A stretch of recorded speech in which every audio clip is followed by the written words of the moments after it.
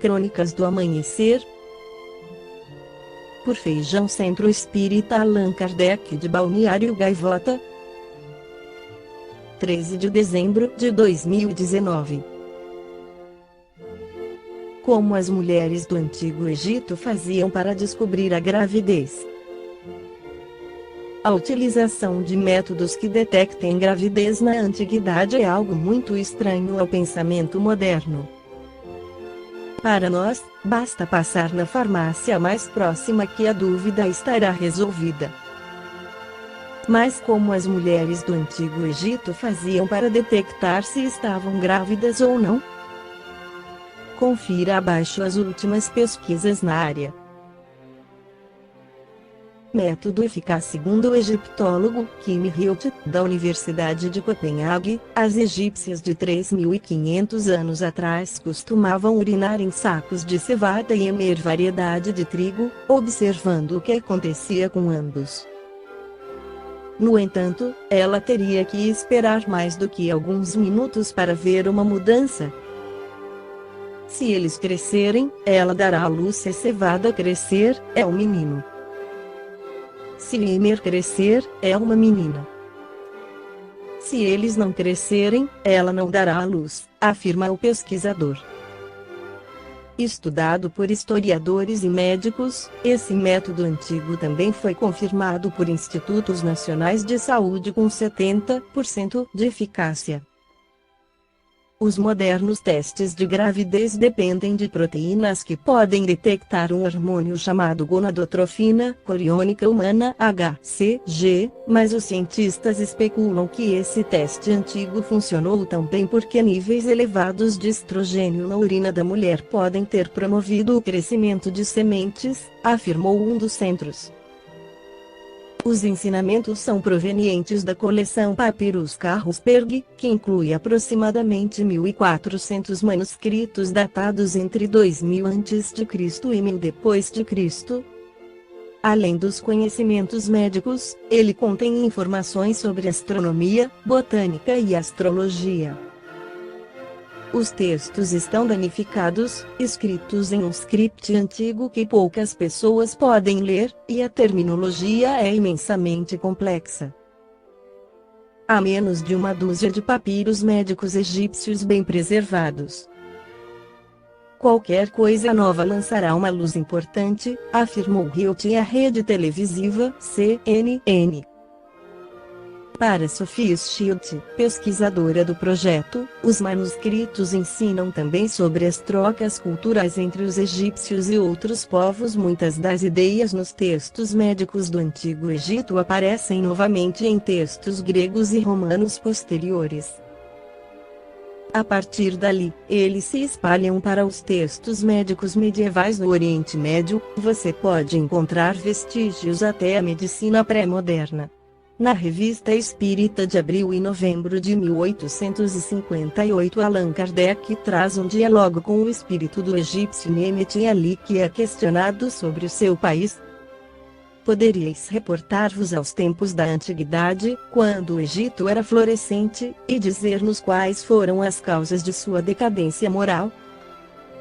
Resposta: a corrupção dos costumes.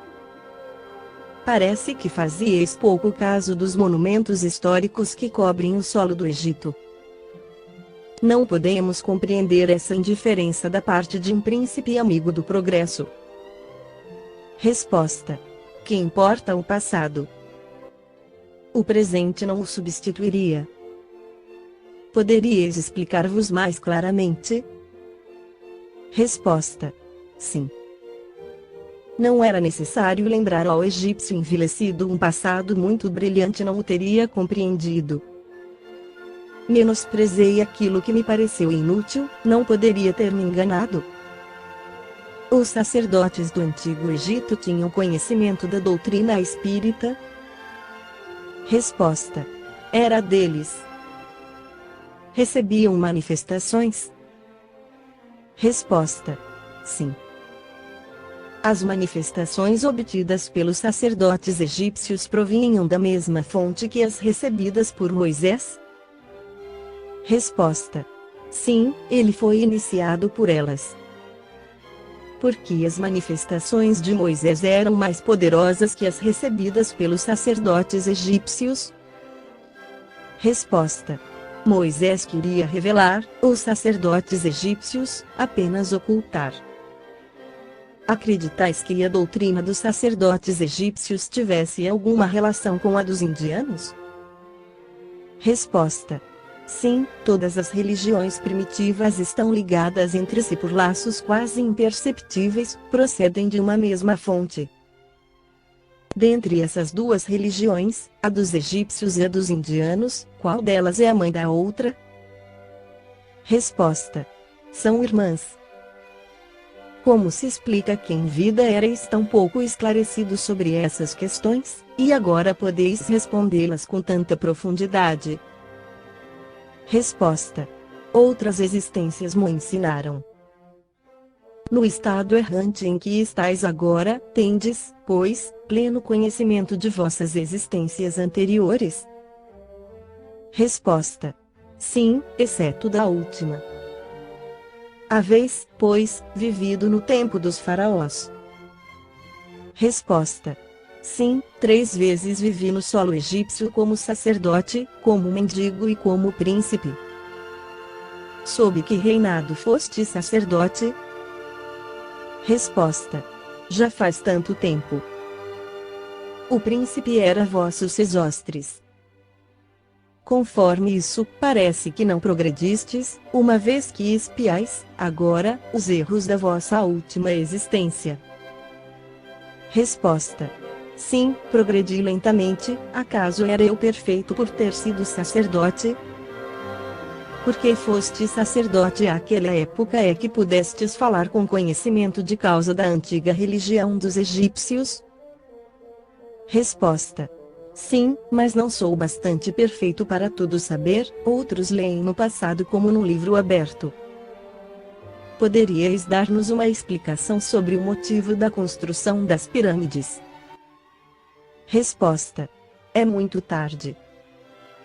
Nota: eram quase 11 horas da noite.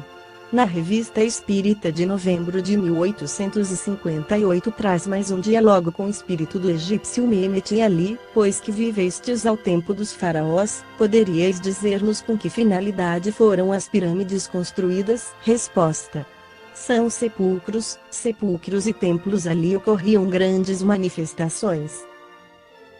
Tinham também um fim científico. Resposta: não, o interesse religioso absorvia tudo. Seria preciso que os egípcios fossem, desde aquela época, muito adiantados nas artes mecânicas para realizarem trabalhos que exigiam forças tão consideráveis. Poderíeis dar-nos uma ideia dos meios que empregaram?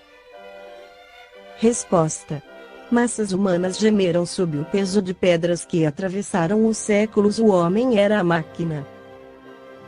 Que classe de homem se ocupava desses grandes trabalhos? Resposta: a que chamais de povo? Estava o povo em estado de escravidão ou recebia um salário? Resposta: a força. De onde veio aos egípcios o gosto das coisas colossais, em vez do das coisas graciosas que distinguiam os gregos, embora tivessem a mesma origem? Resposta: o egípcio era tocado pela grandeza de Deus, a ele procurava igualar-se, superando as próprias forças. Sempre o homem. Considerando-se que erais sacerdote àquela época, poderíeis dizer-nos alguma coisa acerca da religião dos antigos egípcios? Qual era a crença do povo em relação à divindade? Resposta: corrompidos, acreditavam em seus sacerdotes, eram deuses para eles, a quem se curvavam. O que pensavam da alma após a morte? Resposta: acreditavam no que lhes diziam os sacerdotes.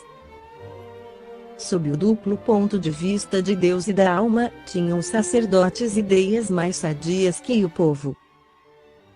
Resposta: Sim, tinham a luz nas mãos, ocultando-as dos outros, ainda assim a percebiam. Os grandes do Estado partilhavam da crença do povo ou da dos sacerdotes. Resposta: estavam entre as duas. Qual a origem do culto prestado aos animais?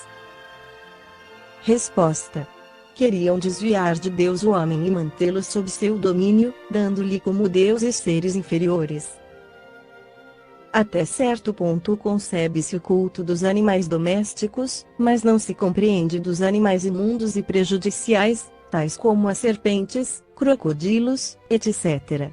Resposta: o homem adora aquilo que teme. Era um jugo para o povo. Podiam os sacerdotes acreditar em deuses saídos de suas mãos? Não seria um paradoxo adorarem o crocodilo e os répteis e, ao mesmo tempo, o Ichneumon e o Ibis N, que os destruíam? Resposta: aberração do espírito. O homem procura deuses por toda parte para se ocultar do que é.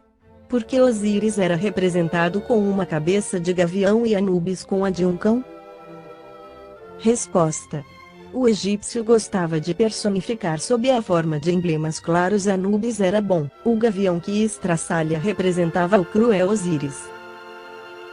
Como conciliar o respeito dos egípcios pelos mortos, com o desprezo e o horror por aqueles que os enterravam e mumificavam?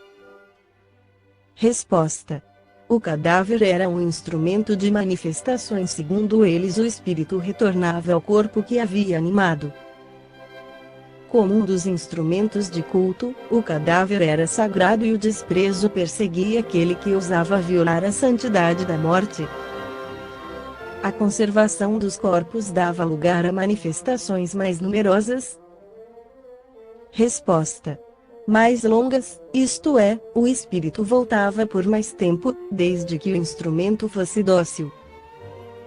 A conservação dos corpos visava também a salubridade, em razão das inundações do Nilo? Resposta: sim, para os do povo. A iniciação nos mistérios fazia-se no Egito com práticas tão rigorosas quanto na Grécia? Resposta: mais rigorosas. Com que fim eram impostas aos iniciados condições tão difíceis de preencher? Resposta: para não haver senão almas superiores, estas sabiam compreender e calar. O ensino dado nos mistérios tinha por finalidade única a revelação das coisas extra-humanas, ou ali eram ensinados também os preceitos da moral e do amor ao próximo? Resposta: tudo isso era bem corrompido. O objetivo dos sacerdotes era dominar e não instruir. Esta foi a crônica do amanhecer de 13 de dezembro de 2019. Por Feijão Centro Espírita Allan Kardec de Balneário Gaivota. Que a paz esteja com todos.